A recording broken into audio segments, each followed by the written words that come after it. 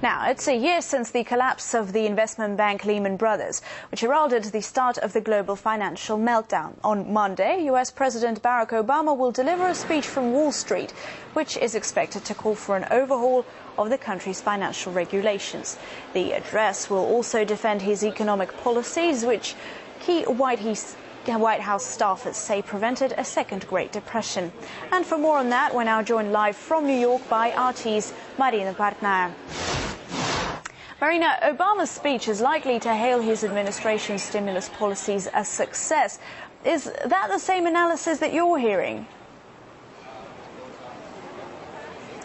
Well, on the one-year anniversary of Lehman Brothers' collapse, U.S. President Barack Obama is expected to give a somewhat sunny assessment of the U.S. rebounding economy. But if you speak with some experts outside his inner circle, the real picture on the ground is not so bright and sunny as some in his administration may say. For example, Nobel Prize-winning economist Joseph Stiglitz has recently come out saying that his administration so far has failed to fix the underlying banking problems that caused this financial free fall 1 year ago. And Americans, too, are very frustrated. And when you look at the realities on the ground, you can understand why. Nearly 7 million jobs have been lost since the start of the recession. Now, unemployment figures, the administration says, is at 9.7%. But when you factor in part-time workers that want full-time jobs and people who have become so discouraged because they can't find jobs, the real unemployment figure is 16.8%. And when it comes to homes, just last month, 350,000 homes were foreclosed on here in the United States. Now, we did speak with economist Peter Schiff, who years ago predicted this economic crisis, and back then he was laughed at. He says if the Obama administration does not change course quickly and stop bailing out banks and auto industries, this country is going to take a turn for the worst.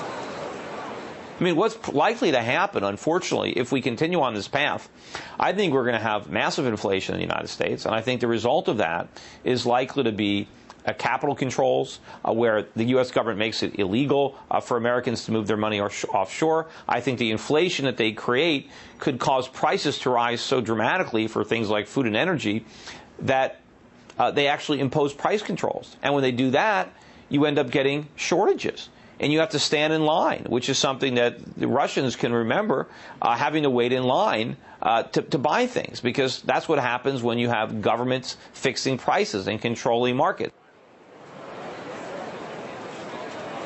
Now, Mr. Schiff also did say that the one thing he believes that the U.S. administration last year did correctly was allow Lehman Brothers to collapse. And he said since then it's been mistake after mistake.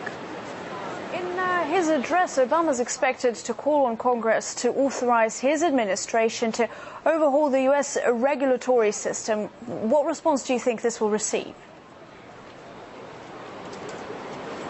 Well, the U.S. president can call for an overhaul of the financial system and ask for more regulations. He could even co-write legislation. But I could point to American health care reform, and by that you could see it's not as easy as just calling on something.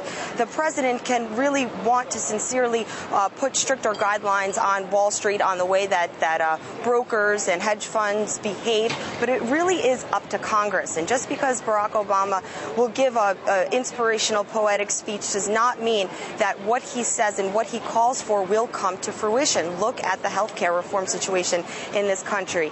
He is being right now sidetracked and sidelined, and it's not going through the way that he would like. So while he is going to ask for more regulatory, possibly legislation, what actually may happen on the ground has yet to be seen. Well, thanks so much for that. That's RT's Marina Partnaya coming to us live